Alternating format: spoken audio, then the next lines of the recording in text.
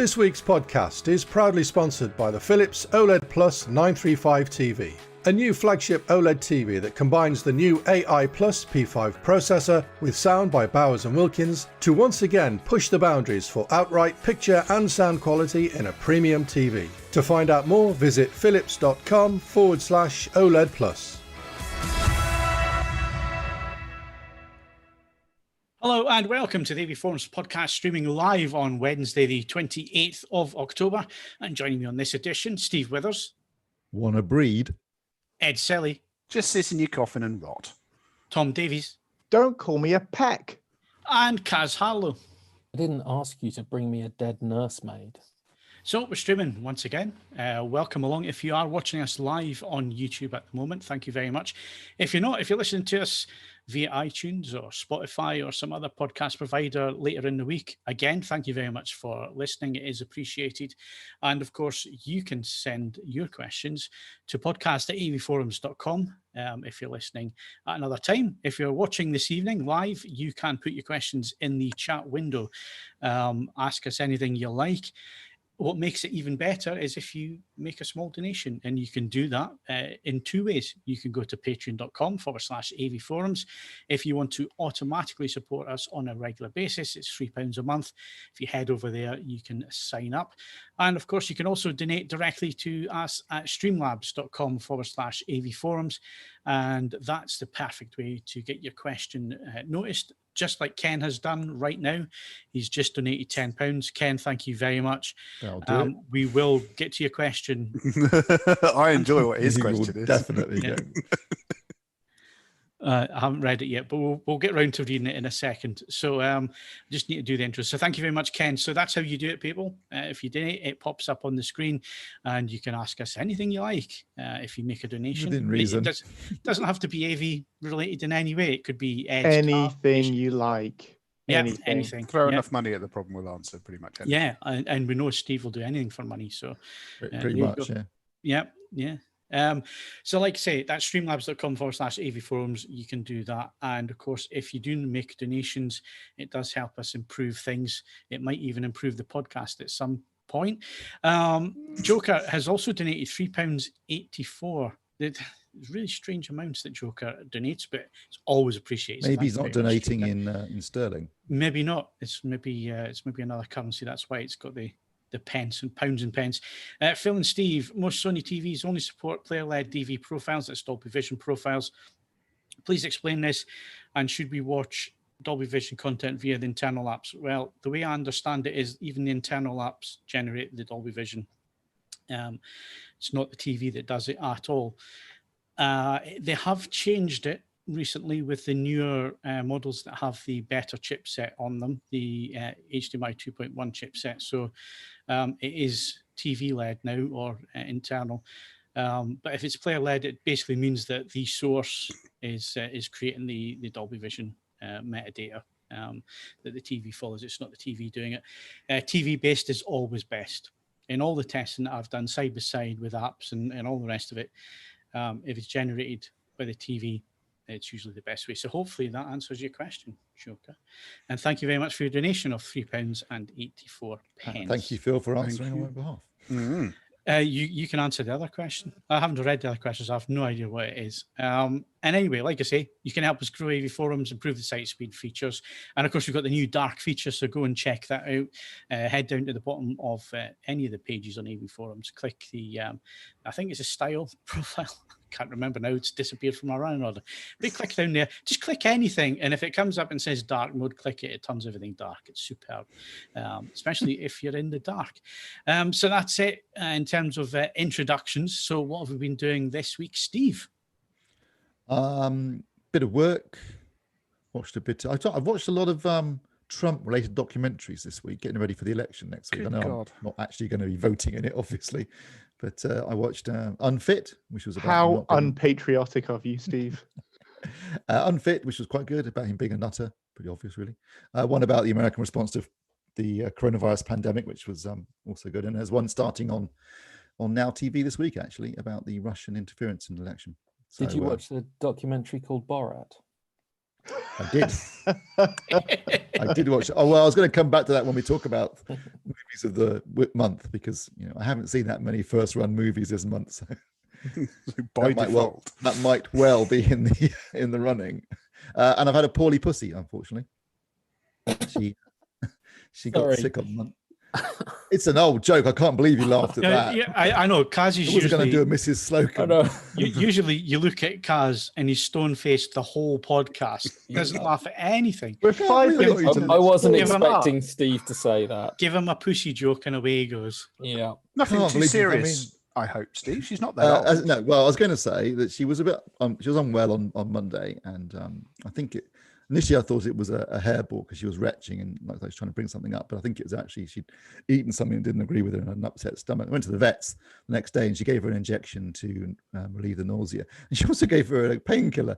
I don't know what she gave her, but I think it was heroin. This poor cat was off her tits for the next 24 hours.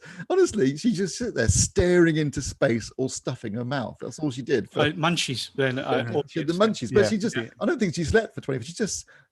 Her pupils were like saucers the entire time. I mean, she was off. She said, like, it's a mild opiate. Mild? Oh, give me some, I think. You'll have to take me to the vet next time. So anyway, she's okay now. She's asleep next to me actually. But that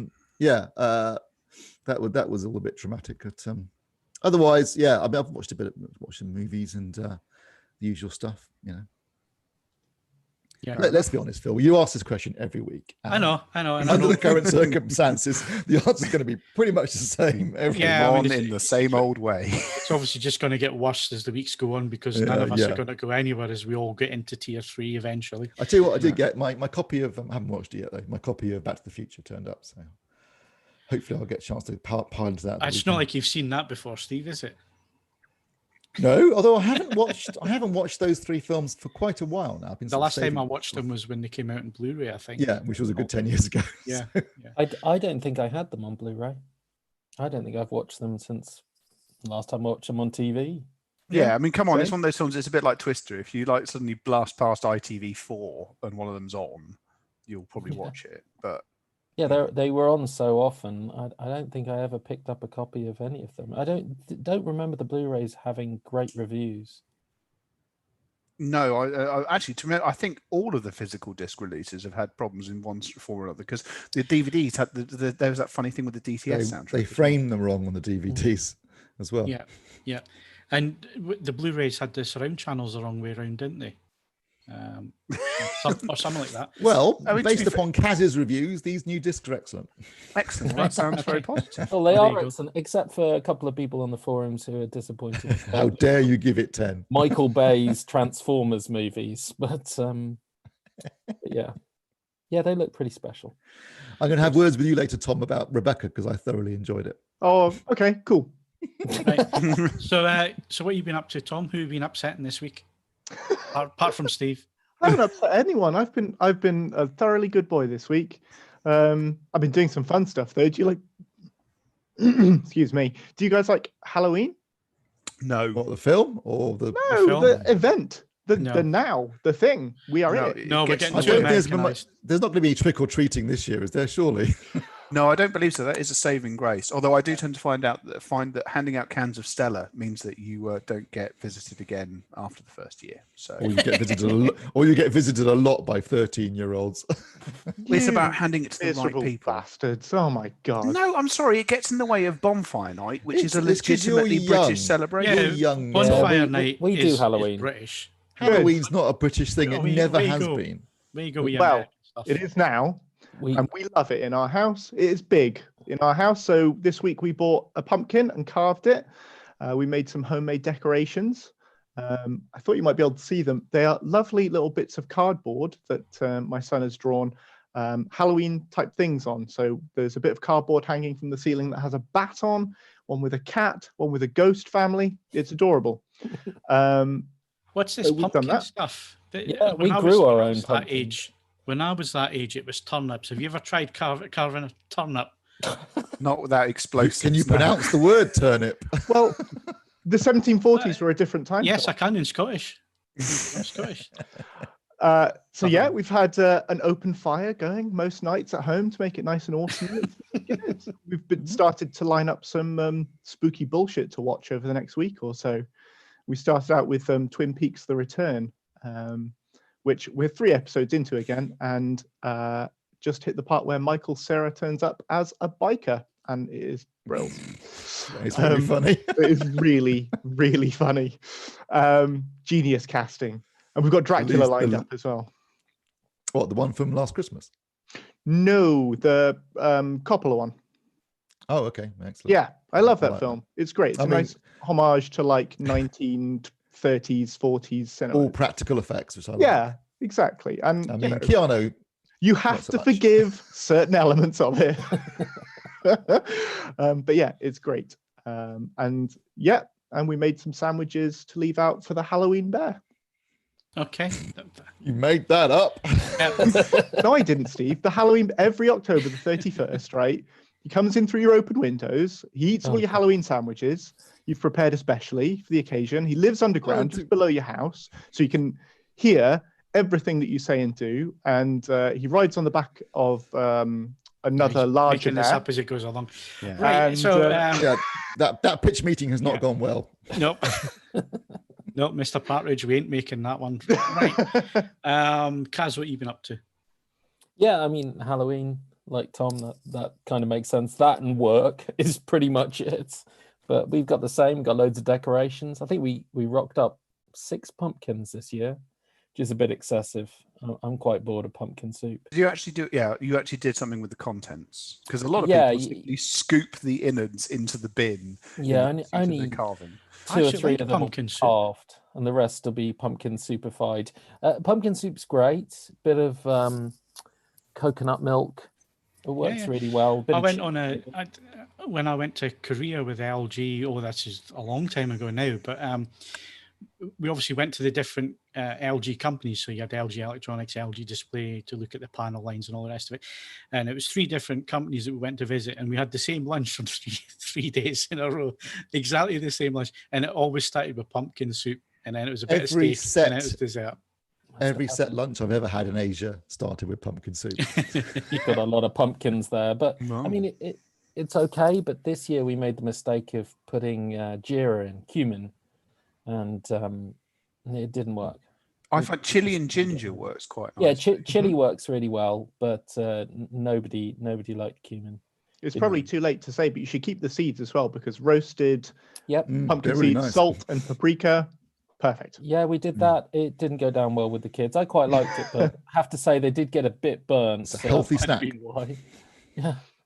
Yeah. And of course, listeners, if you've got any ideas of what we can do with our pumpkins, you can put it in the chat. I'll tell you what you can do with your pumpkins. You can stuff them right up your... Yeah, get turnips and get to work with them. Take you a month to sculpt one of them. The only thing I will say is that if you are looking for something imaginative to do with a pumpkin, I'm showing my age here, but the cover of the CD single of Moby's Honey had the best carved pumpkin I've ever seen. I did the bat symbol last year. That was the best one I've ever done. And with a light on the back of it, it was quite I did see someone on Twitter who'd done the fiery goddess from Moana. That looked very good. That's good. We did Boba Fett a couple of years ago. That worked pretty well. Don't you mean Bob Buffett? Yeah, Bob Buffett. Bob Buffett. Bob Buffett. Yeah. Is that Warren's brother? Was it Buffett or Buffet? Well, I don't know. I think he's salt of the earth, so I think he's Bob Buffett. He does the tax returns for Hank Solo. Donald Trump. Yeah. But no, I'm never ever going to pronounce it as anything other than Bob Buffett now. Sorry. Yeah. While we're talking about that, Mandalorian, obviously, end of the month, and there is a honest trailer went up on Tuesday for Mandalorian. It's very, very funny. Lots of in jokes in there, so go and have a look at that. Right, Ed, what have you been doing? I've been doing lots of work for you, mainly, actually. I have done some more cooking. I have discovered that the reason that I've got the background I have is that is what the dashboard of my car generally looks like, including the somewhat depressing miles per gallon figure that you can see on the left-hand side. But I did find if you go into the setup menus, you can turn all of that off and give yourself an altimeter and a compass. Now, I grant you that's not terribly useful, but it means that you can basically pretend you're on a bombing mission.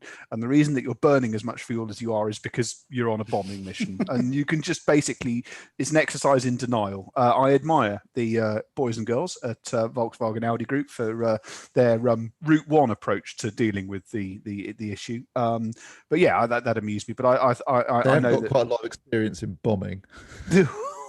I wasn't going to go there. Too soon. I knew it was going to just amuse you, because as far as you're concerned, even though you don't drive around Milton Keynes, so you don't know the mechanics of what actually is being done here, you're hell bent on claiming that you're doing better than I am. So I just thought I'd have this. Yeah, absolutely. I mean, I'm not lying when I say I get 25 rounded doors in a 5-litre V8, and it sounds epic while doing it. I have been to Milton Keynes, just not in the Mustang. I'll have to do it at some point. To be fair, just not willingly.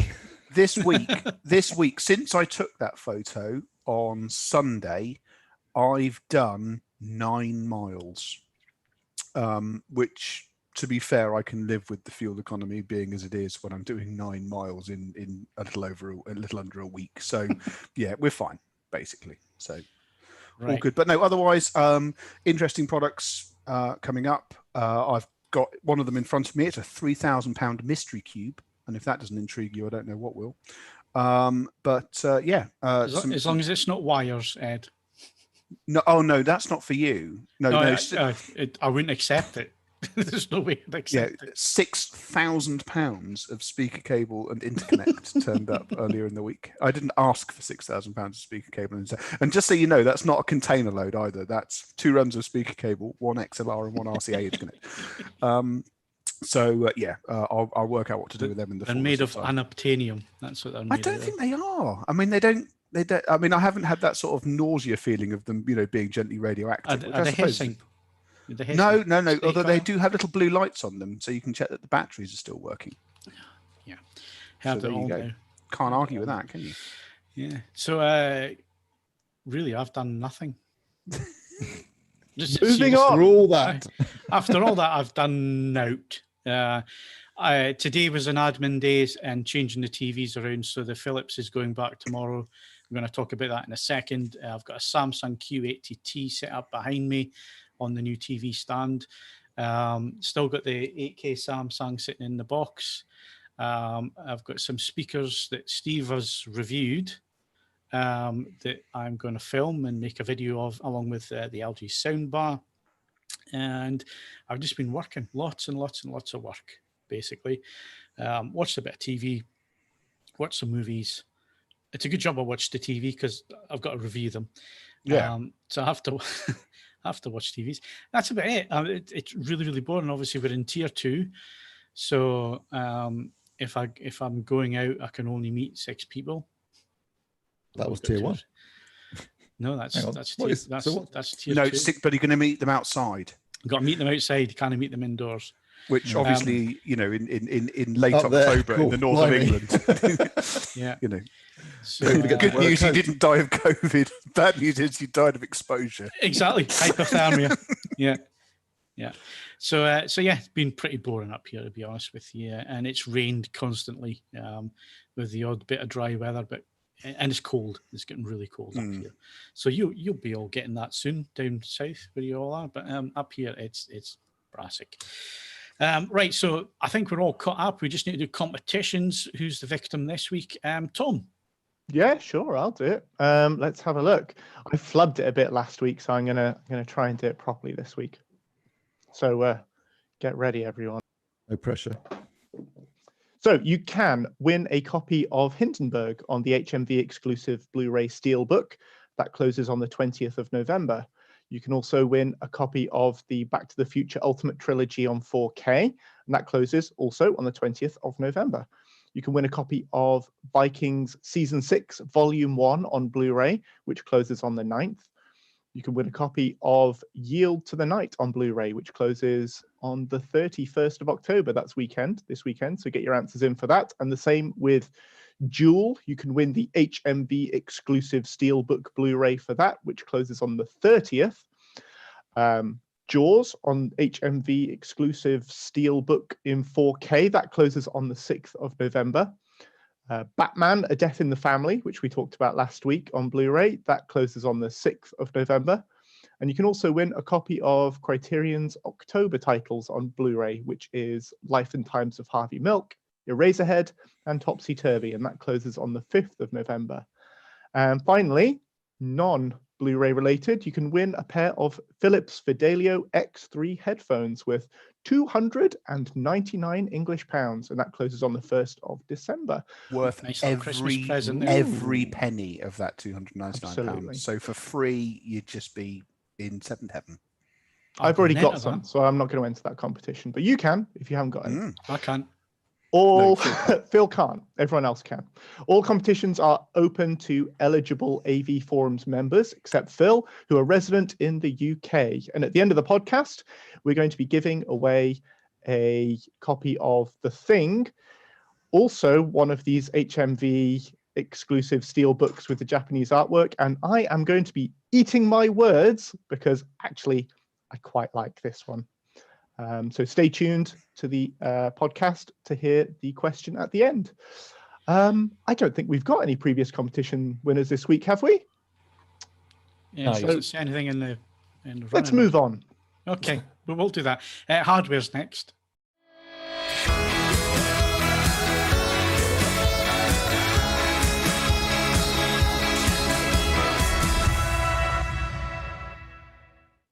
Okay, so we're on to hardware, and we got 3 reviews again this week.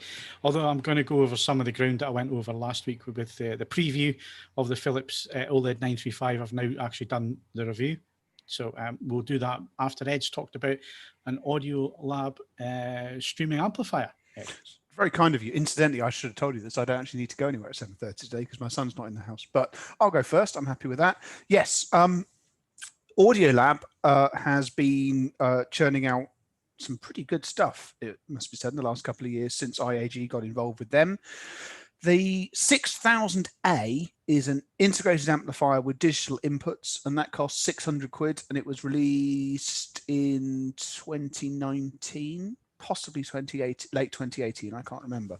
The 6000A Play is, imaginatively enough, a 6000A amplifier to which DTS Play-Fi has been added as a module, which you can essentially use and still use it as a conventional integrated amplifier as well. IAG's got a bit of form in this. Obviously, I've looked at 2 quad products where they've DTS Play-Fi'd them, and the Audiolab is the same pattern. You still get the same analog and digital inputs as you did before. IAG even claim that they have improved the performance of the basic amplifier as well. But you also get DTS Play-Fi. Now, careful words required here. I have been accused is the wrong word. People have pointed out that they feel that I have given DTS Play-Fi an easy ride in a recent review. The cold, hard truth of it is that if you listen to music which is comprised of tracks that segue effortlessly into one another, so there's no segue, yeah, whatever. Leave me. If you have that, it will insert a pause. It's not great in that regard, but the thing is, it has got better. And if you aren't listening to music which does that, it's now reached the point where it is imperceptible. And on the counter to that, the amount of stuff that Play-Fi now does is quite impressive. You get lots and lots of different streaming service support. It's the only streaming platform I know of that has a watch app for you Apple Watch types, which, I don't know, there's a certain Dick Tracy-esque sort of joy about the idea of that, which is quite appealing. The other thing is that if you wanted to add a standalone streamer to an Audiolab 6000A, which is £600, it would cost you more realistically than the £200 extra that the 6000A Play is over the 6000A. So you've got to look at it on a cost benefit sort of calculation more than anything else. If you've already got a source that does that, just buy the 6000A. It's unbelievably good. If you are looking for what is essentially a complete system to which you just add speakers, this is very compelling. The other thing, if you are a Luddite like me and you do attach turntables to it, the phono stage is really very good indeed. I always had the Riga Brio as a sort of benchmark for affordable connecting a record player brilliance, but this is every bit as good. And then obviously it does other things as well. Obviously with digital inputs on the back, you can attach your telly to it. There's a decent app. There's a full remote control for when you're not using the app, and it's got controls on the front panel as well for when you just need to make it stop. So I think it's an extremely good product. It's not perhaps the knockout that the non-play version of 6000A is, which is realistically the best amp of its type at the price, but it's exceptionally capable. And if you are looking for something which does it all in one very elegant box, it's well worth checking out. And what was the price of that one, Ed? It's 800 of your Earth pounds. So good value? Well, yes, going back to what I just said, it's £600 without the streaming module. I think the 6000A is untouchable. And if you've got a source already that can do your streaming, go for that. If you don't, this is well worth checking out. I mean, if you do spend a bit more, you can get something like a Blue Sound Node 2i, but that's £500 in its own right. So it's going to cost more than the £200 extra that this costs with the streamer on board.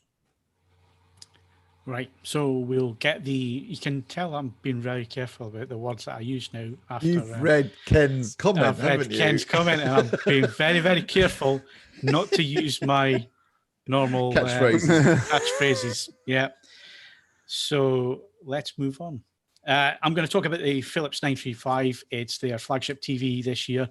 I gave you my initial impressions last week. So I've run all the usual tests that we normally do. It's been filmed, got the video to go. The video will actually be just behind the review when it gets published later this week or early next week. So this is their flagship model. The 984 that Steve reviewed last year is still top of the tree. It's still a model that is available as far as I'm aware. The 935 is the 2020 flagship model. It's got 4-sided Ambilight, and I believe this is the first time a Philips TV has had 4-sided Ambilight, and it's really quite clever because if you don't want the light on underneath, say you've got it on like I have on quite a reflective stand, and the light's actually coming forwards instead of going completely backwards, you can actually dim it right down or actually switch the bottom row off altogether and just have 3-sided. So they're giving you the options there. Ambilight is a great tool. We discussed bias lighting 3 weeks ago, Steve, I think it was, so, yeah. Podcast. Everything that we said about the bias lighting on the media light, it all applies to Ambilight, and Ambilight can be set to a solid D65 white.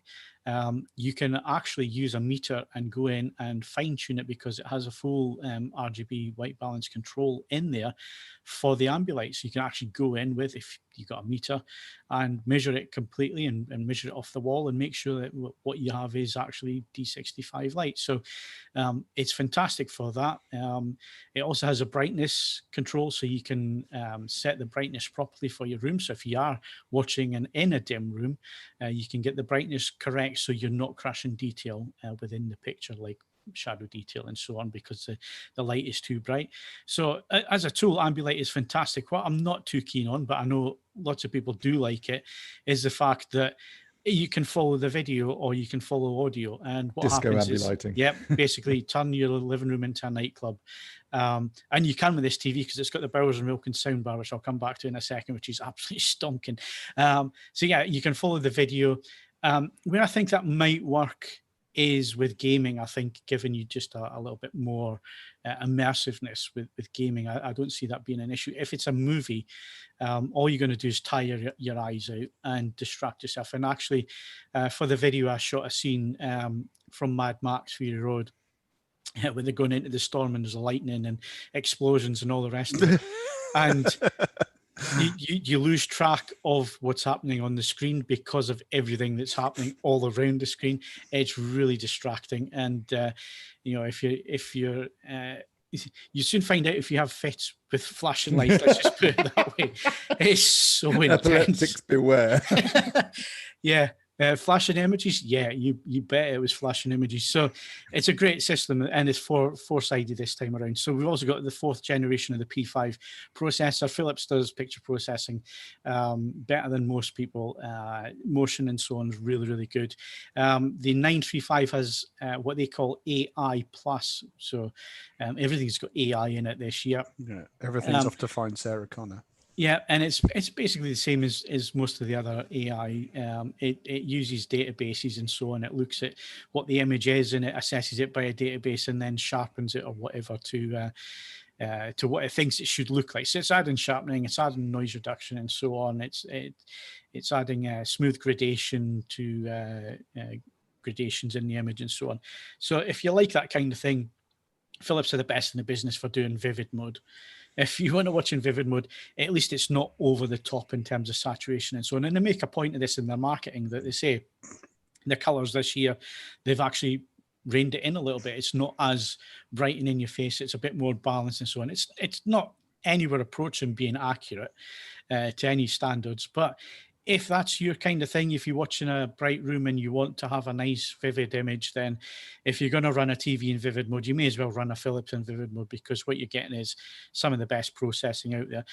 It's not perfect, but none of the processing on any of these TVs is perfect. It falls behind a little bit in terms of motion to the Sonys. Sony does motion and certainly interpolated motion a little bit better without as many artifacts. There are quite a few artifacts. If you run everything at full tilt on the Philips, you'll start seeing double edges and so on, and trailing and so on. But processing, the P5 is an excellent chip. I think it won lots of awards last year from us, and it's probably going to win lots of awards for us again this year, just because of the quality that's on offer. DTS is on board, so if you want DTS, the TV will support it. It also has Play-Fi, which is DTS's multi-room system. There's a new remote control which has Scottish leather on the back. Yes, something to point out with the Play-Fi devices all talk to each other. Yeah. So it does mean that if you had that Audiolab or other things, they all then tie into the same app, regardless of who made them.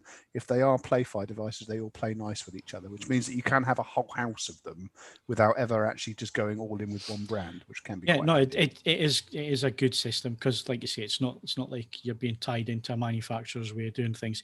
Filmmaker mode is on the TV this year. It's movie mode. I did double check it. I wasn't aware of this when I did the 805, but after speaking to Danny Tack with their launch event, it was pointed out that movie mode is the mode that they're using as filmmaker mode, and it's accurate out of the box. Really quite accurate out of the box, actually, for both grayscale and color. Obviously, it has all the calibration controls on board, so you can calibrate it to absolute perfection for SDR. HDR, not as bright as the 805. So the 805 measured 780 nits on a 10% window. The 935, now that was a 65-inch 805. I'm reviewing the 55-inch 935.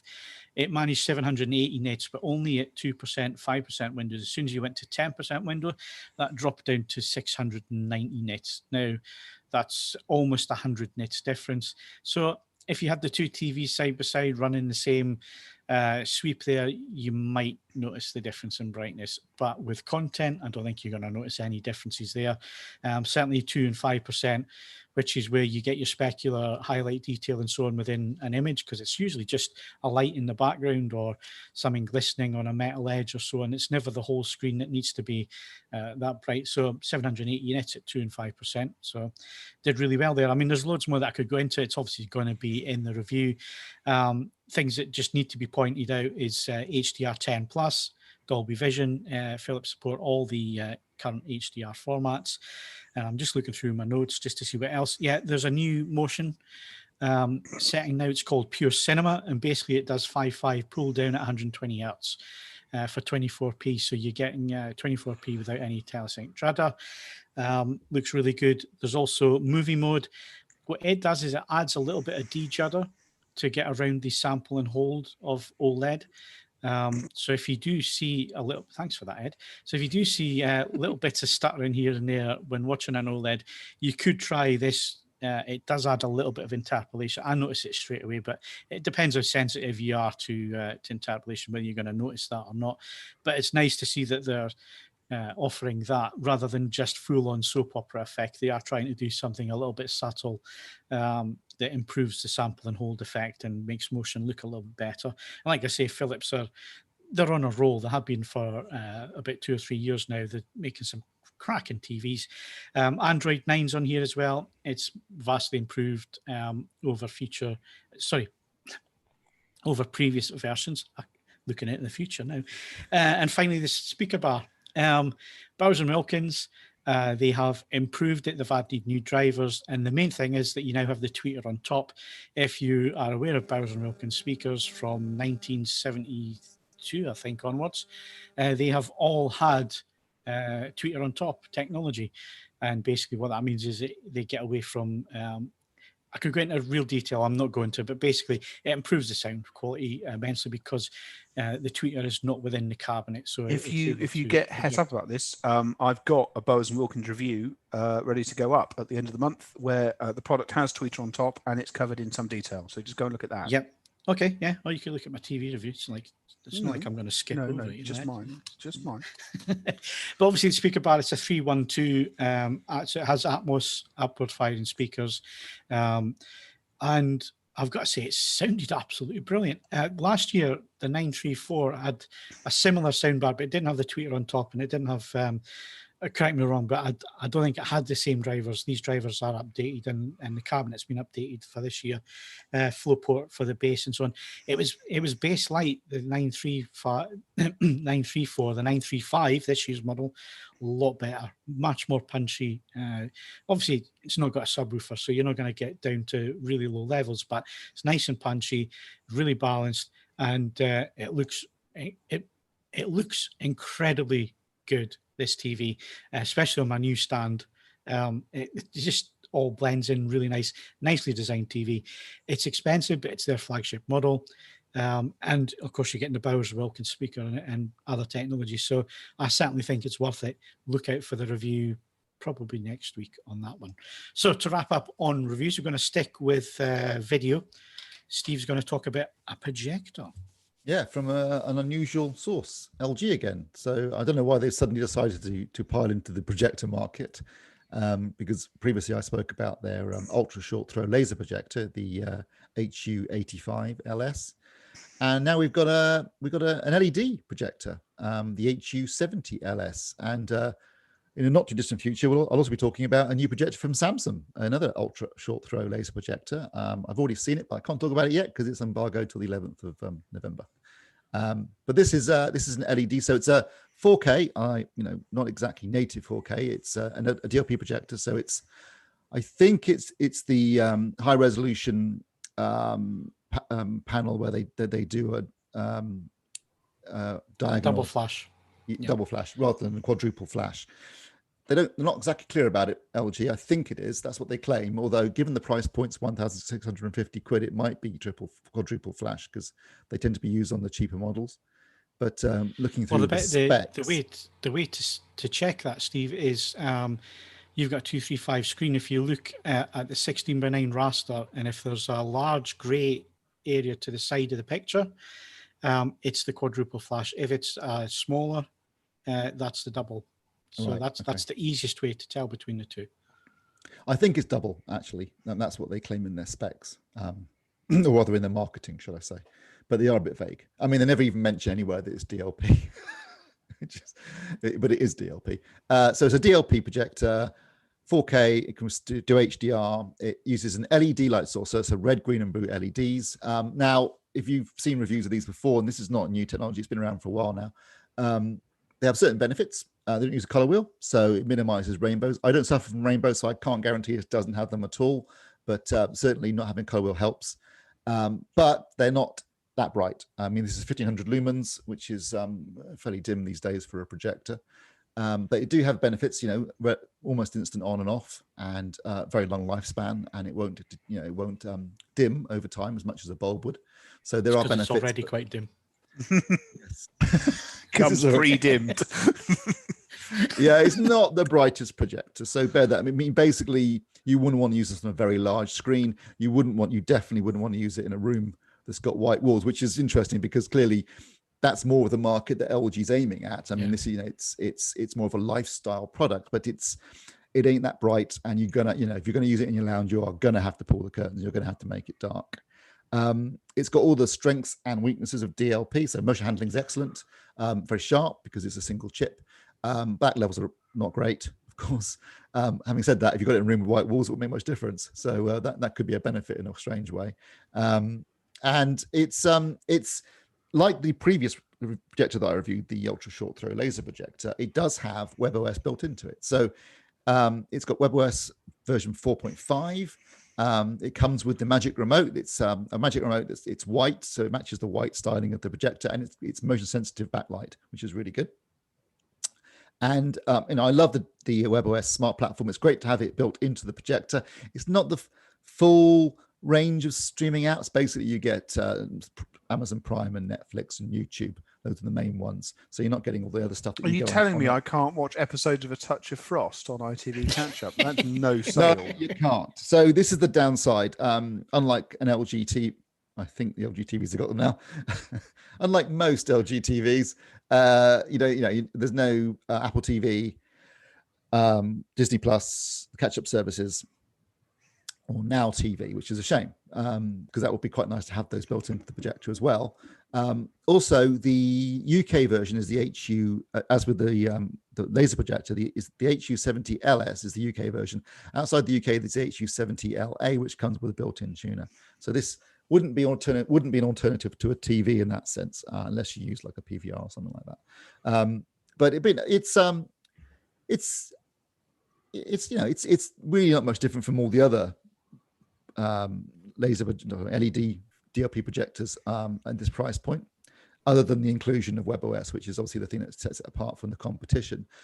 So it's got the same menu system as LG TVs, and therefore anyone who's got an LG TV or has seen an LG TV will find it quite familiar in terms of how you access the menus. The options in terms of picture modes are pretty much the same, except it doesn't have ISF certification. So it's just got a day and night mode. I mean, you wouldn't use a day mode on this, to be honest.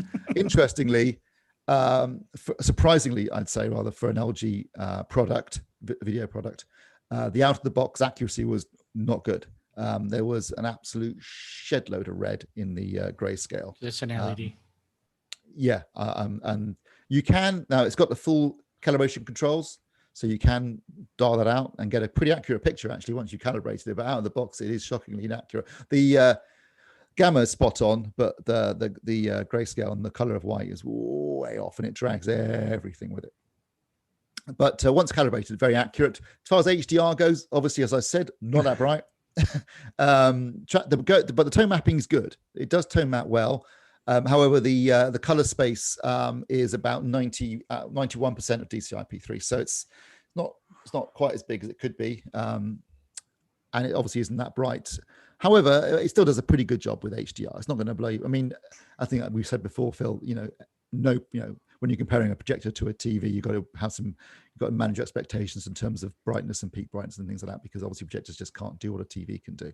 But even so, 1,500 nits lumens is pretty dim compared to. Pretty dim, yeah.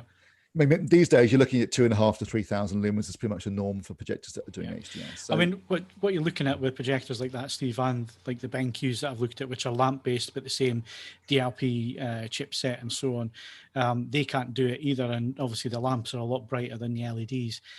What you're getting is you're getting a nice looking SDR image from a 4K HDR disc or whatever you're watching on streaming and so on. So it'll take HDR, it'll take the HDR container, but and play it back, but you're not getting peak highlights. You're never going to get that unless you move up to £5,000-6,000 sort of JVC Sony 4K native entry point. That's where you're getting better HDR there. But at this price point, you ain't going to see. I mean, at this price point, it's a solid little projector. I forgot to mention it doesn't have a lens shift as well. So it's basically designed to be whip it out, stick it on against the wall, watch a bit of footy or whatever. Out of context, I'm sorry. really play a game. The input lag is I think about 50 milliseconds, if I remember correctly. So that's not too bad. It'll be about that, yeah. No 3D support, so that's something else if that's something you're into. It does not support 3D, and like I say, there's no lens shift. So setup's pretty straightforward. You just point it at the wall, and then you've got the LG menu system, which is quite intuitive to use. So does it have the annoying auto keystone that you can't switch off? No, there is a keystone, but you can turn it off. It doesn't. You can turn it off, right? Because I've noticed that's a new trend with these, especially the ones that don't have any lens shift. That they have the automatic keystone, and you can never switch the thing off. So you don't ever want keystone in your projector, people. No, never use it. You'll lose so much detail. Fine detail gone. It's also quite quiet, I have to say as well. It's quite a quiet projector, which is nice. But I mean, I guess because it's not using a bulb, it hasn't got as many fans. Or it doesn't get as hot, doesn't require as many fans. So it's a solid little projector. It's entering a massively competitive part of the market. There's a lot of competition out there.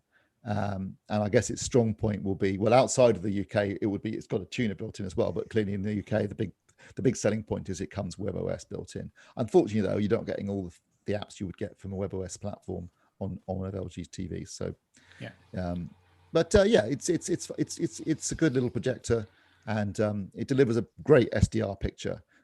Does struggle a bit with HDR though. Yeah, like all projectors. So if that LG doesn't do it for you, you could get LG's rollable OLED. Now you may remember that when was the last CES that you two did? It would be about 3 years ago, was it? 2018. That was 2018, January 2018. Yeah. Right.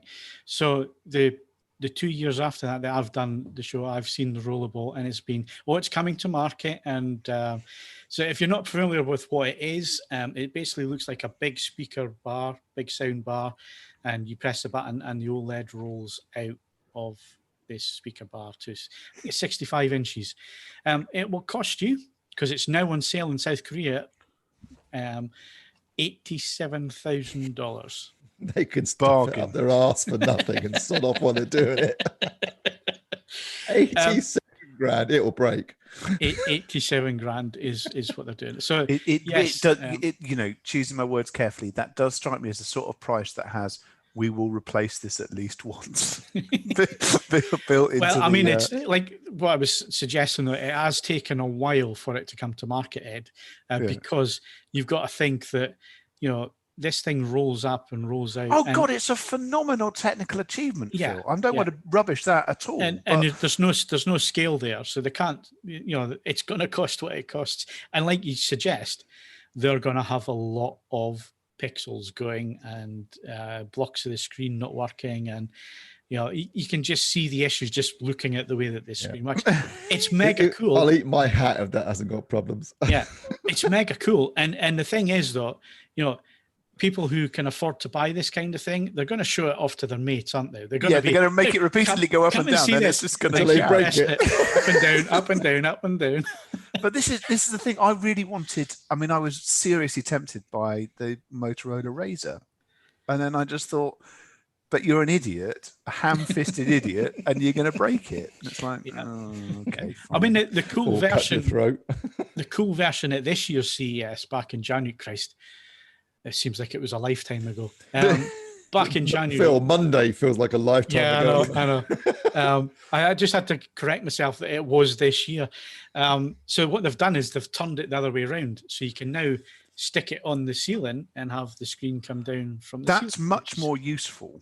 I think so. I think that if they could do that at a decent size scale, in other words, if they could do sort of like an OLED screen that was, say, 10 foot wide that came down from the ceiling, as an alternative to a projector, that's got real potential.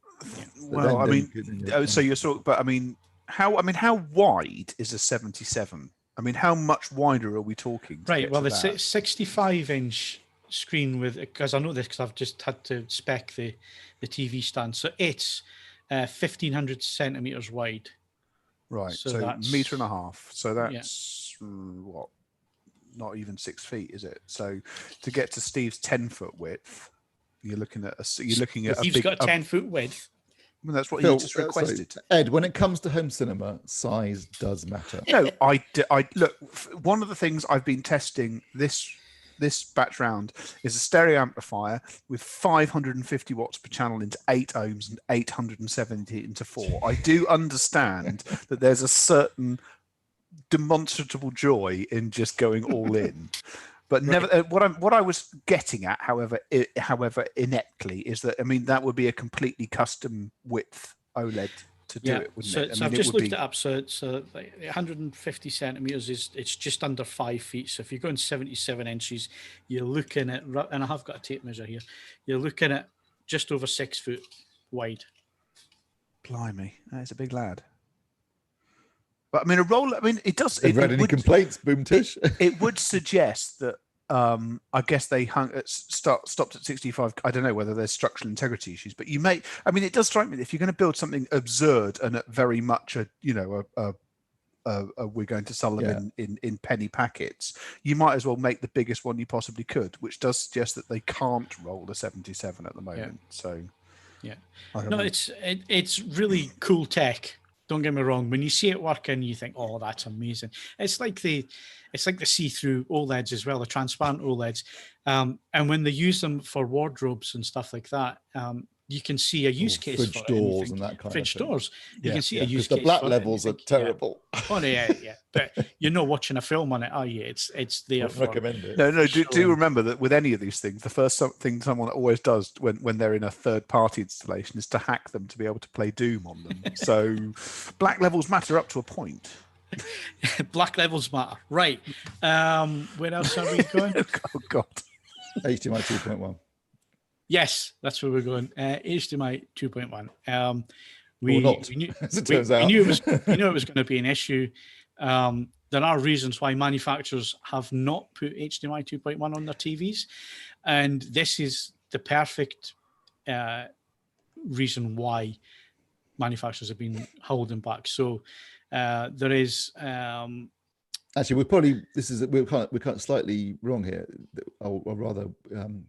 It's not an HDMI 2.1 issue per se. No, it's the implementation of features. So the main issue is that you have Denon, Marantz, Yamaha, and a few other bits and manufacturers who buy their HDMI 2.1 chipsets from Panasonic. Now, it's not Panasonic because it was bought by another company, and I can't remember what the name off the top of my head, but this chipset doesn't accept uncompressed 4K 120 hertz. What it does is it gives you a blank screen. And because all these manufacturers have bought the same chipset, apart from Microsoft with their Xbox and the graphics NVIDIA, they can accept and do send full width, full bandwidth 4K 120 hertz, so uncompressed versus compressed.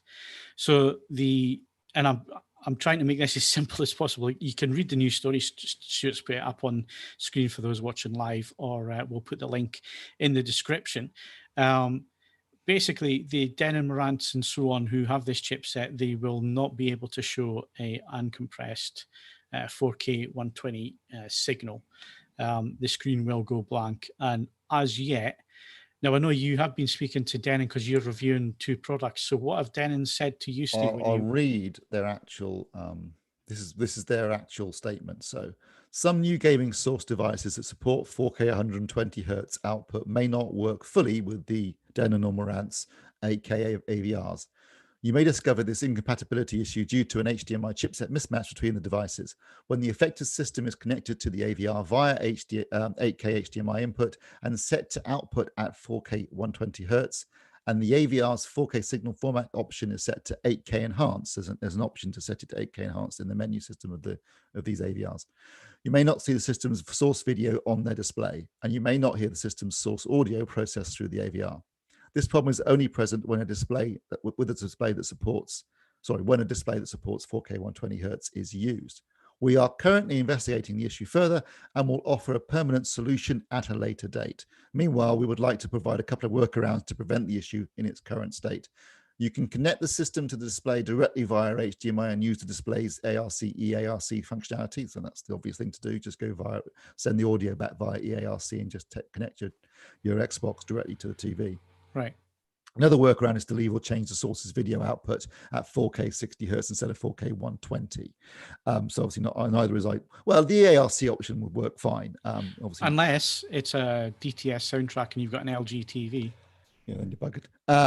So we apologize for this inconvenience, and we are currently working tirelessly to release a permanent solution so you can enjoy the 4K 120 hertz experience using the latest sources with your AVR. We will have an update soon regarding the timeline of a permanent solution. We appreciate your patience. Now, obviously, the problem is this is a hardware issue, so they're going to have to physically change the HDMI boards by looks of it. There is that, or Microsoft could make sure that the Xbox can send an uncompressed, compressed signal, which would work. Yeah. Now the problem is, of course, that these are not, as I said at the beginning of this conversation, they're not HDMI 2.1 ports on these AVRs. They are HDMI capable of taking up to 40 gig, whereas the HDMI 2.1 spec goes up to 48. So that's why that you don't see anywhere on the marketing that it says HDMI 2.1, because it isn't technically HDMI 2.1. What they'll say is we can accept 8K at 60 hertz and 4K at 120, or not, as the case may be. I hate to be a pedant, but actually they're not allowed to put any version specs on anything. That's HDMI.org do not allow you to say what version of HDMI it is. So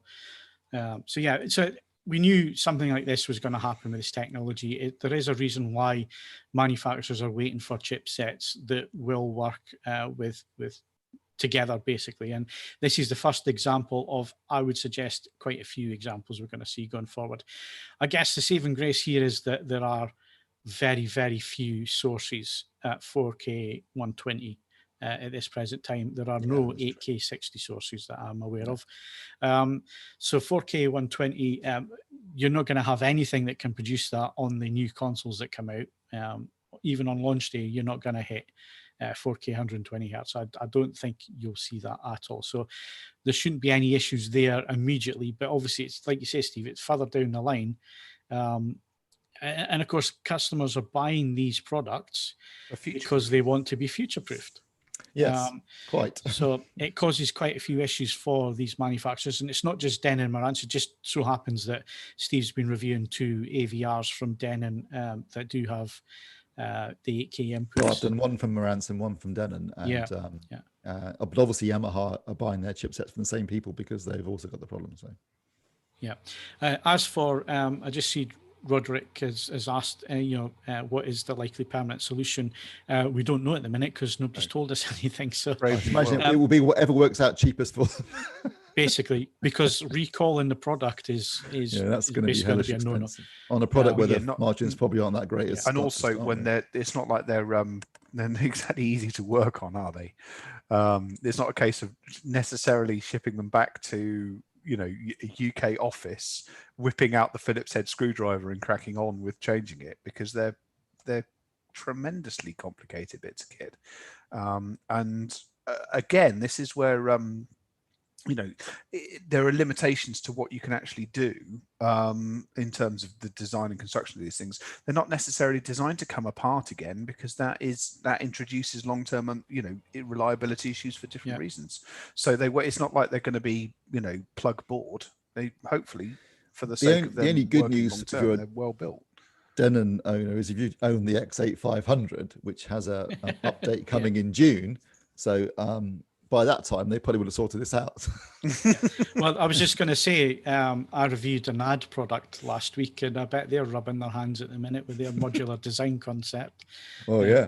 So, but yeah. Well, if they get, coming back to if they get something out the door. I mean, all I heard when Steve was reading his explanation from Denon Marantz there was buy a record player. But that's just me. So that's always your answer to everything. It's my answer to everything. But they did sort most of the compatibility issues out in the 1950s. Just throwing it out there.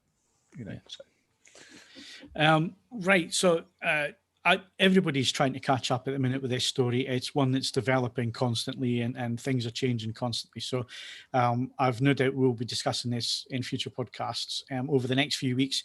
Also means you're going to have to go and buy an Xbox film so you can. Yeah, well, it looks like we're going to have to pre-order. Saying that, I mean, I can't say too much because the embargoes are still to pass. But obviously, we will have reviews of these consoles on when the embargo lifts. So, and it will be from an AV perspective as well. So, if you want to, sorry, I was going to ask just quickly. Does the PS5? That's also 4K 120? Is it? It should be.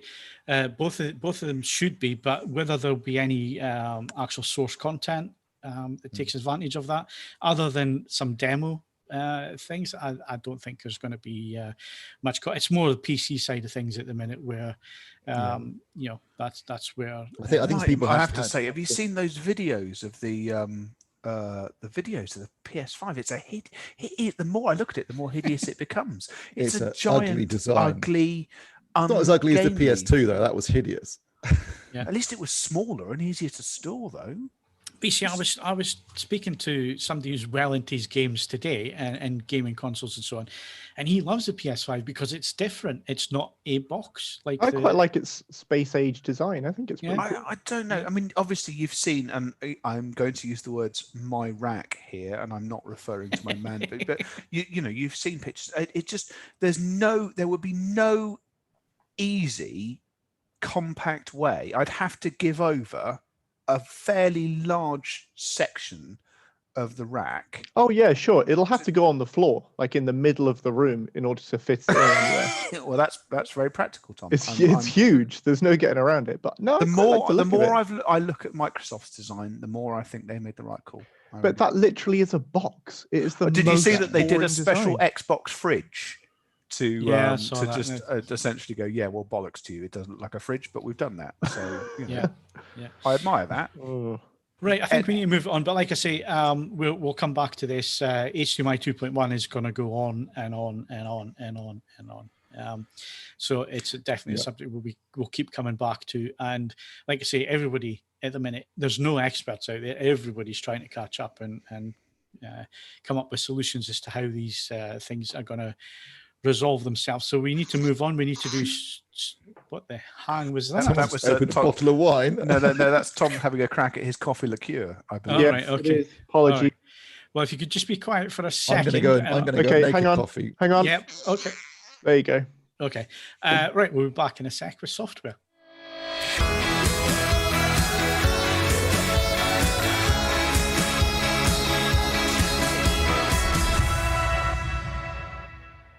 So it's the end of the month, or certainly the month ends this week. So we're going to do our end of the month stuff, and we normally do that by kicking off with Ed, who does his playlist, vinyl, and album of the month. But this month it's vinyl and album because playlists, there aren't any. No. Essentially, with the best will in the world, I have pointed this out in a previous article for AVForums. Streaming services at the moment aren't making any money. So hiring staff to curate playlists is expensive. So there aren't any. I mean, occasionally they throw up some stuff, but if you really want to listen to something, go back and listen to the Audio Gold Ever Expanding playlist on Spotify, because the clue is in the word ever expanding. Check back every week. Without fail, they've added something brilliant to it. So just go there. Right, album of the week. This was a tough one because there was some really good stuff this week, but I have given it at the death to Nothing But Theives, who first appeared in 2012, maybe a bit later. 2015, sorry, was their first album. They formed in 2012. They have released a new album this week called Moral Panic, and it's much more like that first album. The second album was a bit of a misfire for me. This is a really, really good listen. It does all the things that they do well. There's a bit of angst. There's a bit of get up and go. It's well put together.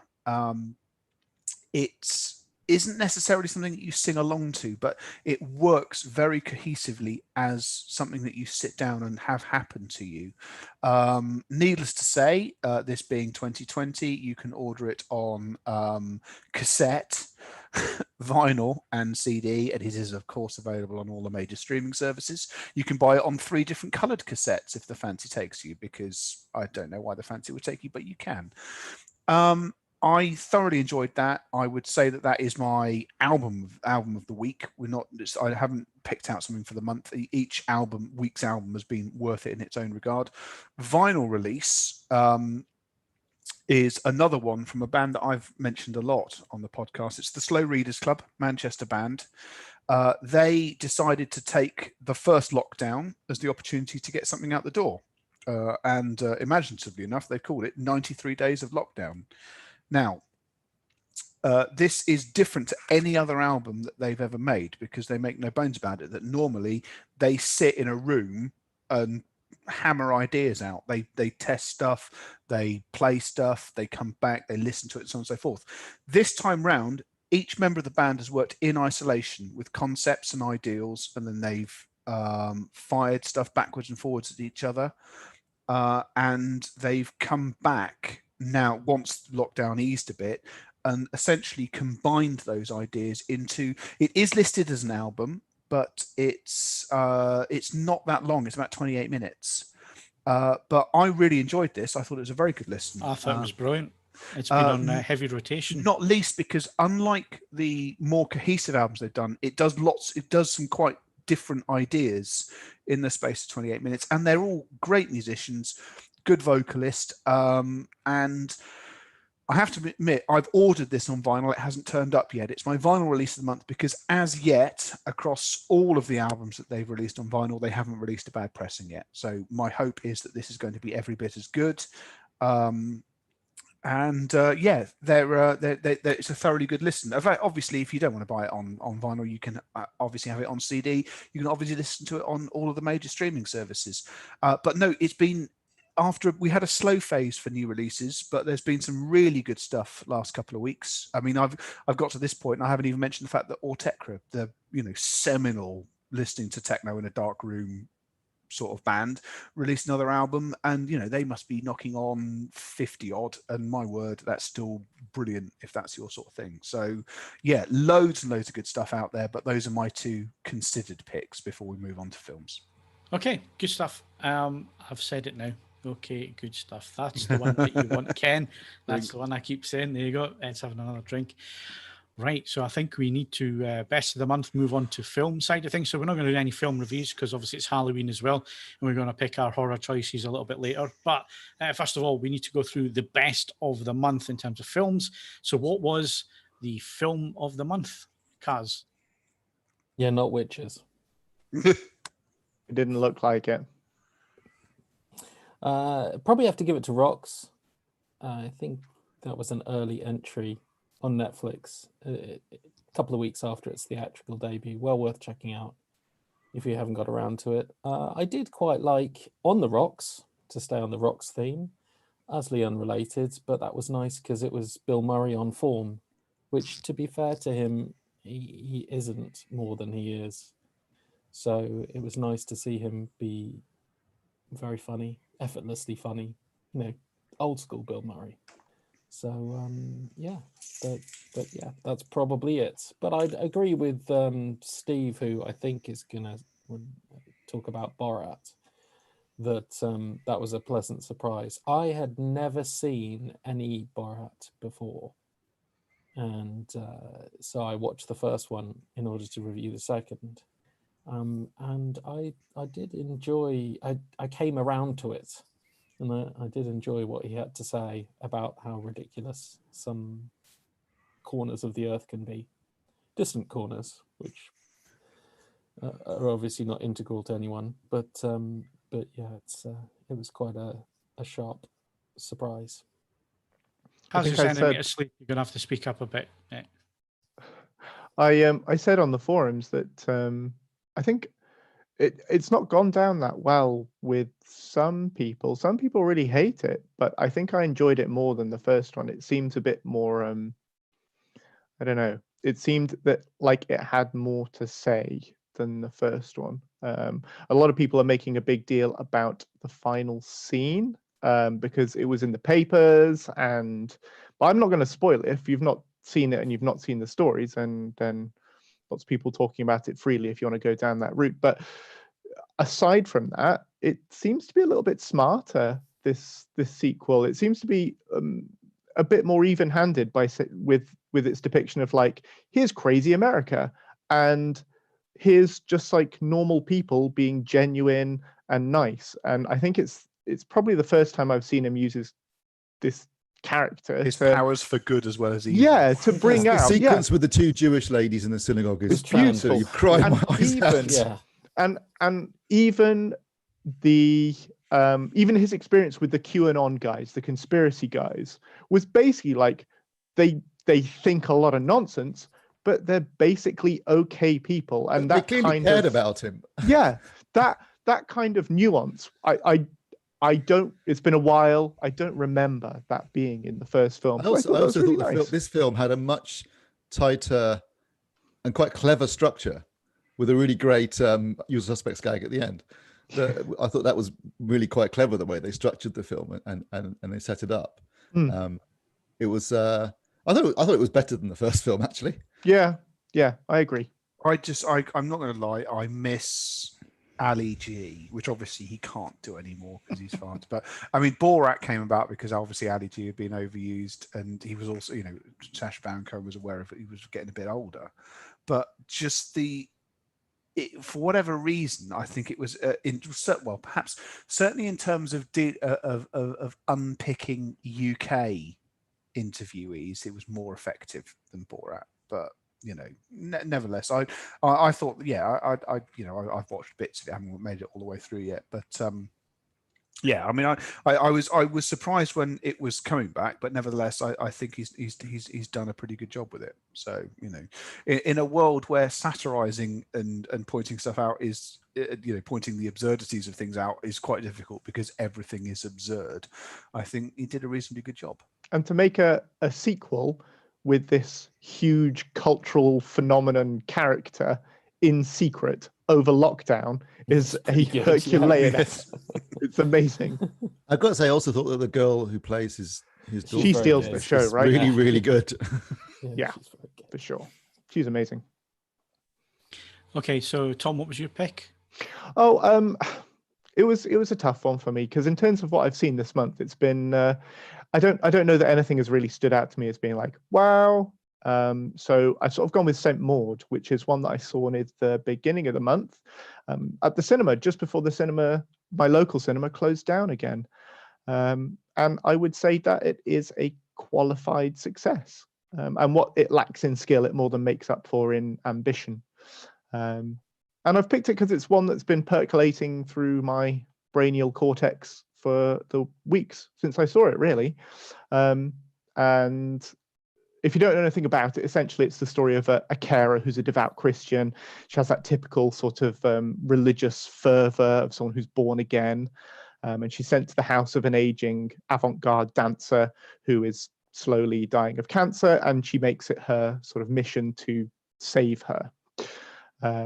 So as a character, as you might expect, she's a bit unhinged. She lives a solitary life, and the film is basically her progression into delusion. So her devotion to God becomes more and more outlandish, and she has these revelatory, like almost orgasmic experiences of God, and she hears the voice of God. And does she join the Republican Party at any stage? She does not do that.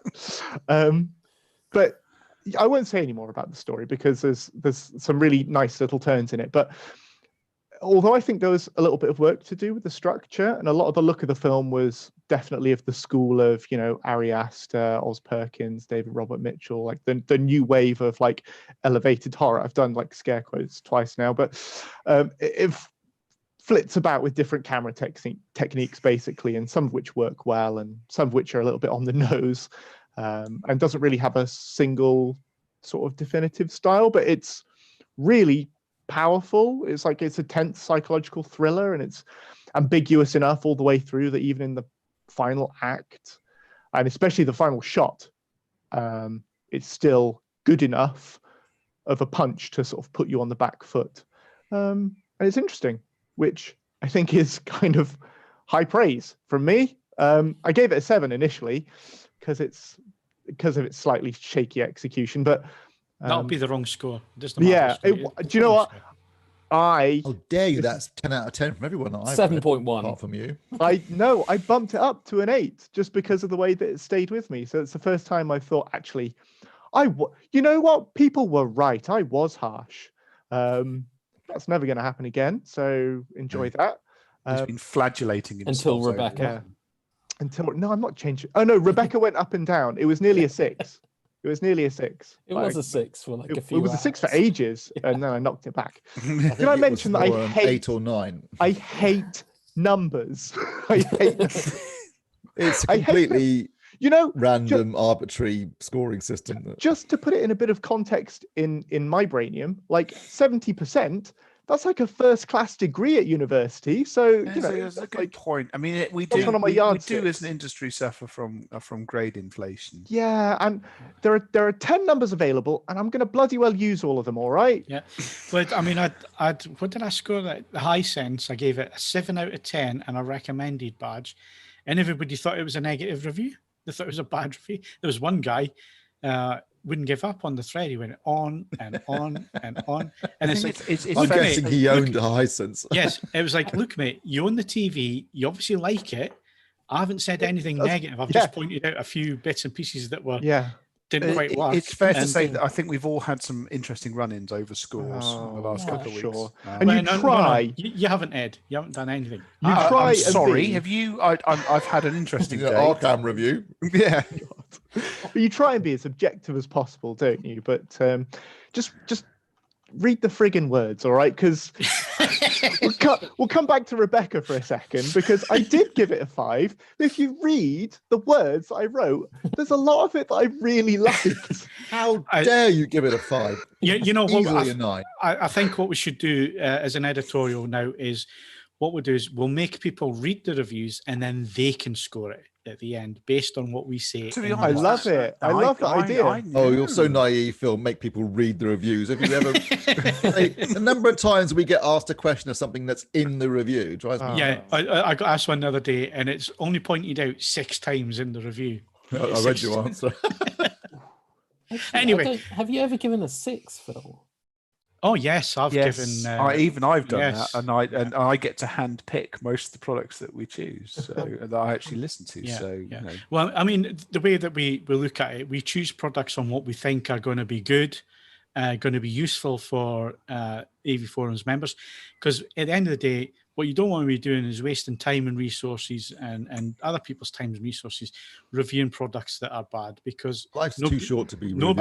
I don't enjoy giving a shoeing. I mean, it takes a very definite. We've noticed that it's different. It's different on the movies and TV front, because actually you want to warn people against it. But also, can I be clear? I will be the first person to admit this. There is a human element to this as well.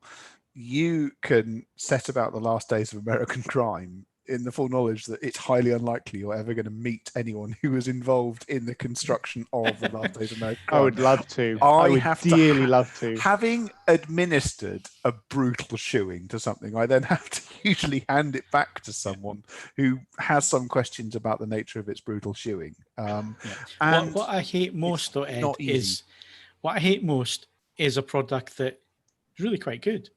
It's really not bad. It's middle of the road. You mean try writing a review about a product that does everything it should do, but it's not amazing and it's not really bad. It's just run of the mill. When good is an absence of bad, that's when the challenge. That's writing a good review without sounding sycophantic. Yeah. I don't know. There's ways and means around that. I mean, usually it involves dusting off some of my flowerier prose, but there are ways and means. Yeah, but I mean, getting out your thesaurus.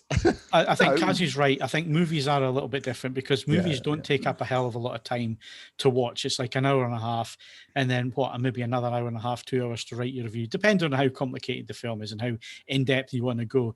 When you have to devote the amount of time that you have to devote to hardware reviewing, which is at the quickest 3 or 4 days, to do it right, especially with a TV, that could be 2 weeks' work. So what you don't want to be doing is bringing in products that you know are going to be crap to start with, and then spending all that time reviewing something that you knew right from the start wasn't going to be very good, because it doesn't serve anybody any Well, I mean, purpose at the end of the day. it's Nigel Henry just popped up. I became annoyed when another publication only gave my Arkham 3 stars and called it boring, but I got older and grumpy and realised as long as I enjoyed it, that's all that matters. Yeah, There's a true. huge element to that. Now, going back to the £3,000 mystery cube, which is in front of me at the moment, £3,000 mystery cube, if I had £3,000, this wouldn't be how I'd spend it.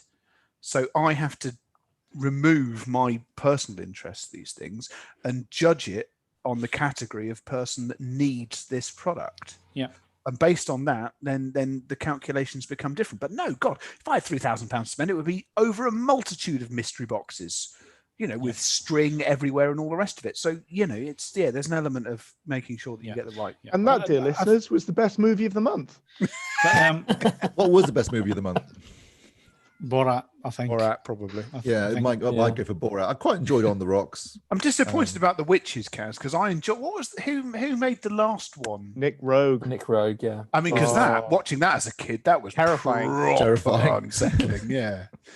And I do normally quite like Anne Hathaway. But the not pictures necessarily of an it, acting the sense. picture of Anne Hathaway now just looked like a Junji Ito drawing, like somebody's watched from J horror and like, oh yeah, we'll do a bit of that, and then sack the rest of it off. That's enough. Job done. But that's not going to cut it, I don't think. You need to really, really put the fear of God into kids if you want your movie to I've be got to be honest. Can years you imagine later. if you pitched the script, the actual, not the film script, the actual manuscript for The Witches now, with bereft of the words "rolled" and "dahl" on the top of it? Do you honestly think someone will publish it? Well, did it get tamed, Kaz? Do you think it got tamed in the new release? I mean, they went full horror in certain bits and just CGI mice for the rest of it. I mean, it was all over the There's shop. nothing wrong for with me. CGI mice. Kaz hates CGI mice. Hates them. I just didn't. I didn't Not get a big who it was fan of aimed Stuart Little. for. I didn't. Mouse Hunt. I didn't have any. I didn't understand who it was aimed at. Definitely not aimed at me. Definitely couldn't show it to the kids. So what am I doing with this? But, I still think now that Danny, the champion of the world, should be revisited as a period piece. No, it shouldn't, because Jeremy Irons did the definitive version. Right. Okay, so we've got 8 minutes to do the rest of the podcast. So moving things on. So you can tell Ed's been drinking tonight, and it's actual alcohol he's been drinking tonight. Right, so let's move on. 4K disc of the month. Let's go to Kaz first. Well, I mean, I did. My King of New York disc just arrived today, and if I'd popped it, You can't in, put that I in. thought it was amazing. That's not of this month. Doesn't You come can't out have till it. next month. Doesn't I think those rules go right out the window. But anyway, I was going to, but I didn't get the chance to spin it. But I'm very much looking forward to that. That's the Arrow release of King of New York, and I'm Right, so your disc of the month was, Kaz? Back to the Future. I mean, it's got to be the Back to the Future trilogy. It was an amazing set. I didn't get to do the Columbia box set. I didn't get to do the Hitchcock box sets. Get the violins out, people. I very much enjoyed revisiting the Back to the Future trilogy. Dolby Vision, Dolby Atmos. Really, it was very nice. And I know it's not perfect, and a lot of that is to do with the effects, which cutting edge in the 80s and 90s probably aren't so much now. But it's a very special looking set, and I really enjoyed watching the movies again. And I think we discussed it on the last podcast. It's one of those perfect trilogies. Even if you find flaws in individual parts, there aren't many trilogies they nail like this. No, I drink to No, that. I think it's a perfect trilogy. Right, Steve, what was your disc of the month? Well, it would have been actually no, I haven't watched it yet, so it can't be, can it? I'm gonna have to go for I did thoroughly enjoy rewatching 300. The Atmos soundtrack on that is absolutely stonking. Although the picture quality was good, because it was obviously almost entirely done against screen and finished at 2K. There wasn't a really noticeable increase in detail.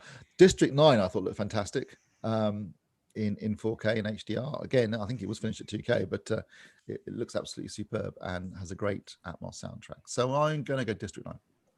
Okay, Tom? No, I've got nothing to add to Back to the Future. All right. Okay. Well, that's easy enough. So, like I say, end of the month, we're coming up to Halloween. If you want some choices to look at, you can go and read Simon's brilliant article that's on the homepage at the moment. Go check that out. He gives you some suggestions on streaming services as well as 4K disc.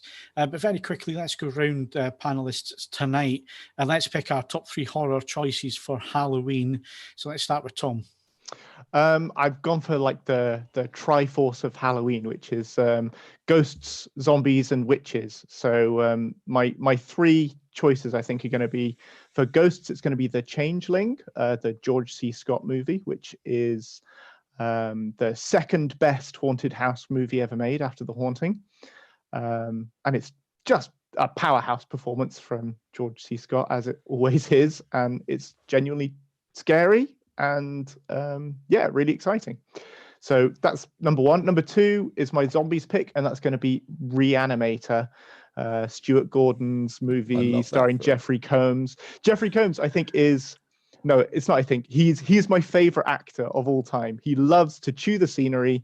He's a nutcase, and him and paired with Stuart Gordon just makes for this hilarious, truly disgusting splatter movie. And yeah, that's one of my all-time favorites. Scenes in cinema. Oh yes, featuring the lovely Barbara Crampton. A severed head. The head gives. Anyway, and for my witches movie, I would recommend a movie that I only came across earlier this year, which is Hagazusa, which is a German movie set in medieval Germany and Austria, in the Alps anyway. And it is just about being a witch in the middle of nowhere, or maybe not being a witch or being called a witch. It's disturbing as heck, and not enough people have seen it. So if you're the sort of person who enjoyed The Witch, then you should definitely check out Hagazusa. That's available on Blu-ray from Arrow. So look it up. If you want to go for a 4th, I'm going to squeeze a 4th in. The other Halloween thing is pumpkins. So go and watch Pumpkinhead, because it's terrible. That's me done. Okay, thanks, Tom. Kaz, what's yours? I'd probably go Babadook. I think that's kind of my sort of horror, where there's something else at play as well, which is almost more interesting than the supernatural or the craziness that's going on. There's a psychological depth to it. I really, really like that. It blindsided me first time I saw it. I don't know where you can get it, but you can definitely pick it up on Blu-ray. I'd also pick Angel Heart for a classic. Actually, I think the Babadook might be on Amazon Prime at the moment. It's definitely on one of the streaming services, so I can tell you. While Steve is checking, Angel Heart would be my next one. It's one of those movies where I know the ending, but I can't help but wish it might go some other way. It's it's on Amazon Prime. It's on Amazon Prime, right? That's my viewing sorted for Halloween. And I'd also do Dr. Sleep, because I think that's one of those rare sequels that actually lives up to a classic original. Okay. Kind of Blade Runner style. Okay. So mine, Kaz, The Shining, that'd be my pick. The 4K disc, it looks absolutely fantastic. It's an absolutely brilliant disc. American Werewolf in London, because it still gives me the creeps. I think we discussed it last week. So that'd be number 2. And number 3 for me would be Wes Craven's Scream. Do I get to do this, or do you not believe I watched this? And well, can I do mine first before you interrupt? Right, so that'd be mine. And I haven't seen Scream for a while, but they did an honest trailer the other week there. Yeah. And I'm waiting to see if it gets a 4K. They're doing another one, aren't they? Yeah, without Ghostface. So how is it a Scream movie? Don't know. Yeah, they're bringing a lot of the cast back and doing another one. They probably no longer own the license to the actual Ghostface. But the fact it broke ground, that film, I think, and in terms of Easter eggs, you still have fun and still notice things that I've never noticed in previous viewings of it. So yeah, those are my choices. Have you seen the uncut version Phil? Yeah, I seem actually to I've got remember Laserdisc. importing that. Yeah, the can't really, remember if I have or really not. gruesome death version. So It's, the murder of Drew Barrymore is a Yeah. lot more graphic. Yes, Oh, I have it's seen it. When, Yes, I have seen it. horrific. Yeah. when Rose McGowan gets her head stuck in the garage door, that's a lot Yeah, more I graphic. have seen that. Yeah, it must have been one that I got from Japan. I think. Yeah, I maybe think an it is. imported It's one of those back in the day. Came in a jewel case rather than a DVD case. Yeah. If I remember right. Yeah. Right, go on then, Ed. Seeing as you're drunk. Well, no, I don't. It's not my favourite category, so I think I try and do something a bit different. In terms of just sheer bowel loosening terror, the Japanese version of Dark Water is still the worst thing I've ever seen in my life, and I didn't think I'd be scared of a Hello Kitty bag, but there you go. But then I think in terms of of more interest, something I thought was genuinely different and genuinely watchable, as well as being quite gripping in its own right, was It Follows. Thoroughly enjoyed that because I enjoyed the relentless element of that. Really did. There's no wait until dark, they mostly come at night and the rest of it. No, it comes all the time. I think that's fantastic. And then finally, because you've got to get cars into it somehow, is Jewel, because that's a there's no supernatural in that, just psychotics. And actually the relentless nature of that I thoroughly enjoy. And then also, just as a wild card, because Tom did 4, X-Files Home is still probably the most unsettling thing I've ever seen in my life. So and that's on Amazon Prime for definite. And don't forget, of all the X-Files episodes, that's the only one the BBC only ever showed once. So that's Home. That's the one with the family from the south of the United States. Yeah, I've seen that one. So I know you've seen it, and it's I was on Netflix at the time. But it's I always find that thoroughly unsettling as well. So yeah. Okay, Steve, on you go. I'm going to go for a trio of films that are all remakes of 1950s movies and are all better than the originals. So that would be Philip Kaufman's Invasion of the Body Snatchers. Oh, great movie. John Carpenter's The Thing, and David Cronenberg's The Fly. Oh man, good choices, Steve. Good choices, yeah. Nobody said good choices at mine, so there you go. Right, film and TV news. Well, we quickly running out of time. We'll actually go over time now. We run out of time. Yeah. So Disney are going to do Willow, the TV series on Disney Plus. Steve. Yeah, good luck there. I don't think that's going to drive a lot of subscriptions, to be perfectly honest. I rewatched Willow on Blu-ray a few months ago, I think towards the beginning of lockdown actually, and it's bollocks. Yes, it's terrible. Absolutely terrible. Rubbish. I had even for 1988, the effects are crap. I hadn't seen it since I was a kid, and I had good memories as a child having watched it, but no, as an adult, it was absolute bollocks. It's a stinker. Yeah. Totally agree with you there. Right, so that's probably going to bomb, isn't it, Kaz? Yeah, I mean, I don't know what Amazon are thinking, but they obviously need to. Amazon is Disney Plus. Amazon, Disney. Sorry, Plus. Disney are thinking they need to do something to drive subscriptions. And I heard that Disney are prioritizing Disney Plus above everything else in their umbrella. Oh, they completely restructured. I forgot to mention this 2 weeks ago, actually, when it broke, but they've restructured their home entertainment division. Yeah, so basically it's all about Disney Plus. Disney now. Plus, yeah. So it's a real surprise. Too many disc releases. Yeah, the new Bob is the theme parks Bob, so it's weird that he's decided to move away from that and towards D Plus. But hey, well, that's partly because the theme park's shut. Yeah, well, yeah, I think needs must when the devil drives. Okay. The money comes from theme parks, cruises, and sport, and cinemas. The only thing you've got left is Disney Plus. Yeah, we're going to put Disney Plus first. So I think they're greenlighting obviously everything they can. They'd be better off doing something. I don't know, doing a Tron Marvel, TV Star series. Wars. They need to pick up the Dark Crystal Age of Resistance now that Netflix have unceremonially Kaz, you say Tron. flunked it. The problem is that, let's face it, Tron actually, the original Tron covered all of the basic. Tron Legacy is beautiful. It has one of the greatest soundtracks of all time, and it's got Jeff Bridges. It's still, when it breaks down to it, crap. There's just not that much more story to be told about living inside a computer. There you go. So Willow, Tom, it's going to be a huge success, isn't it? I'm actually looking forward to it. I'm going to watch it. I haven't watched Willow recently like you guys, but I do have fond memories of it. So I think they should remake The Black Hole. That's what they should do. Oh, no, I'd be in for that. Yeah. Right. What else is coming up? Amazon this Friday. Nick Frost, Simon Pegg, Truth Seekers. This looks like it could be good fun looking at the trailer. I fancy this. I'm going to be reviewing this, so you can look forward to that on Friday. Oh, well, that'll be a Definitely 5 not 4 out of 10. Don't know what you mean. Is it once a week, or are they all dropping the whole lot? I've no idea. As seen as Amazon, it might be one a week actually, rather than the whole lot. Yeah, anything goes. It could be anything. Yeah, and obviously Mando is back on Friday. Oh, you're on first name terms, are you? Are we getting a couple of episodes, or is it just one a week? Just one, but it's One a a really week. long episode. It's the longest episode so far. So That's not so much because the other ones are about 40, 43 yeah, minutes. it's 43 minutes. Yeah, it's like 43 minutes and 16 seconds. No, it's supposed to be almost an hour. I think I heard.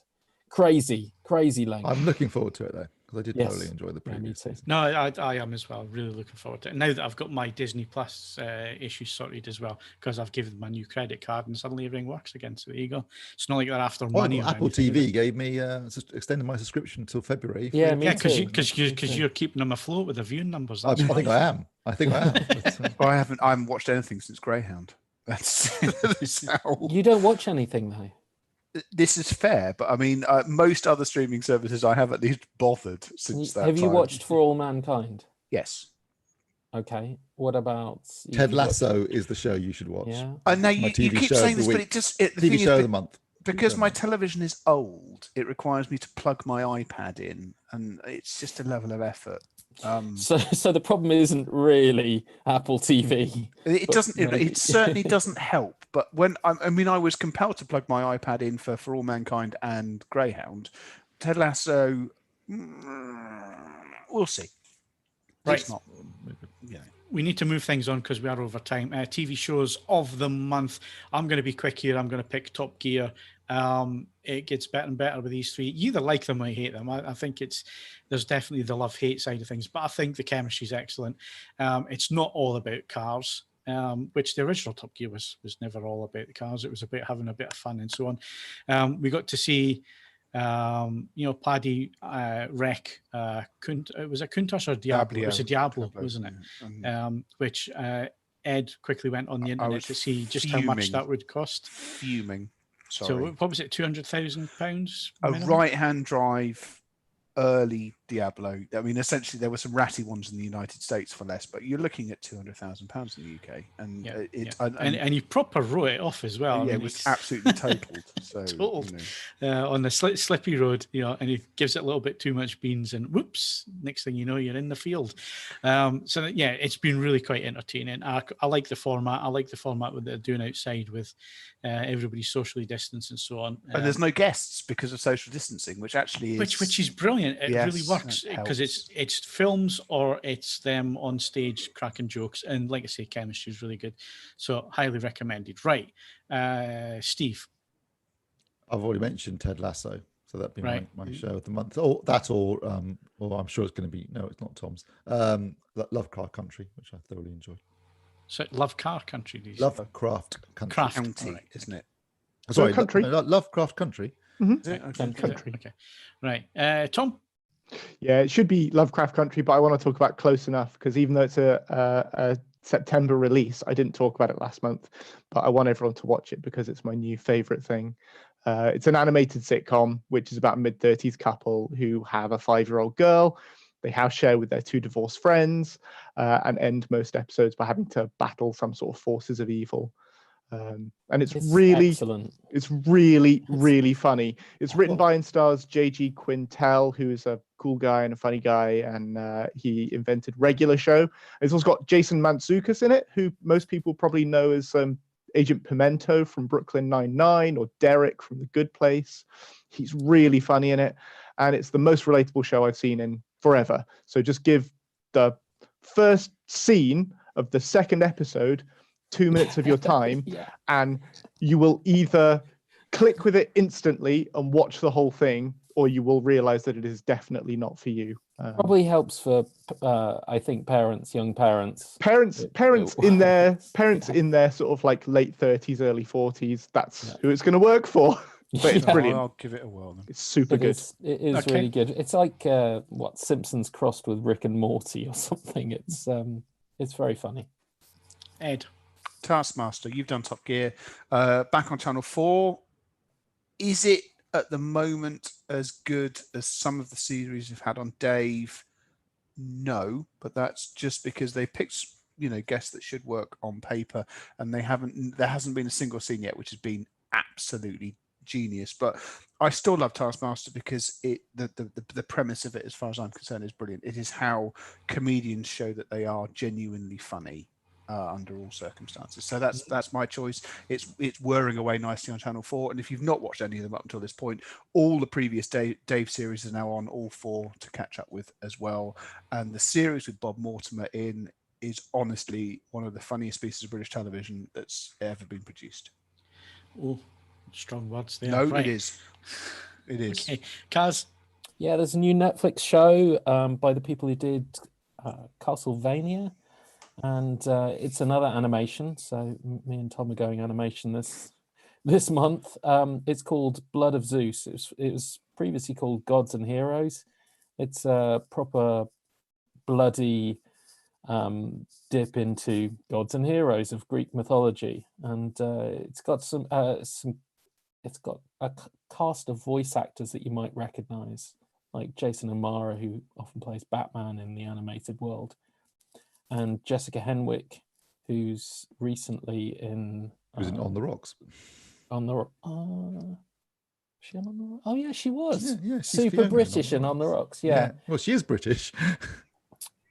She is British. She's It's British. had me convinced otherwise in all of the rest of the things she's ever done. But yeah, it's very good, very bloody. Animation's great, and it just dropped, I think, yesterday. Yeah, Castlevania is one of the best things that Netflix has put out. Full stop, animation or otherwise. So I'm super looking forward to just binging it. They've done really well on the animation front. Netflix have. They've got their kind of niche forte. If that's a Final Space is possibility. genius as well. So I'm looking forward to. That's not a Netflix though, Ed. That's ooh. They own it now though, don't they? Do they? They picked it up. Yeah. Cool.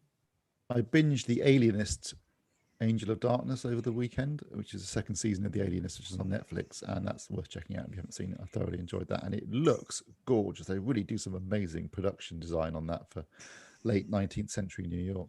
I never made it through the first season. I have to say I never made it through the first episode. I think it was just a time thing, but I did want to see it, particularly with the second season. Good. But it's good. Yeah, it's really good. Right, I think that wraps it up. I was going to talk Discovery, but we're well over time, so we'll It's still bad. Yeah, we'll leave that to next week because the crew are back now, and I'm not sure I'm digging it. Right. What do we need to do here? Video wise, if you do appreciate what we're doing here on YouTube with our podcasts and our videos, then please do like and subscribe to the channel. Do like this video if you're watching it live at the minute, or if you're watching later during the week and you've enjoyed what you've seen and heard, then please do give it a like. It does help the video be found in search ratings and so on. It brings more people into AVForums so they can become victims of our cult here when it comes to AV and films and videos and everything else. Talking about videos, there are a couple that we need to talk about. First one is the TV review of the Panasonic HZ2000. The review is up there now on our channel. Go check it out. It's a new format for our reviews. Leave us some feedback on what you think about the video review format there, because it's basically cuts to the chase, basically. Tells you what the TV's like, if it's any good, without waffling on for ages like I'm doing now. So go check out the video. And then we have to talk about Tom's thumbs. So Tom, what's so special about your thumbs? Yeah, well, you can watch me waffle on for ages if you like. We've just released a new Tom's Thumbs, which is just me looking at everything that's coming to Netflix next month and pulling out a couple of things that look like they might be worth a watch or worth avoiding.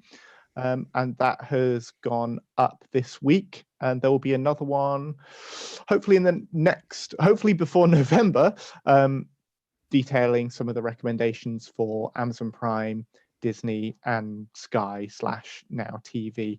So head over to the AVForums YouTube channel. You're already here, so go straight there now and watch my video because it's great.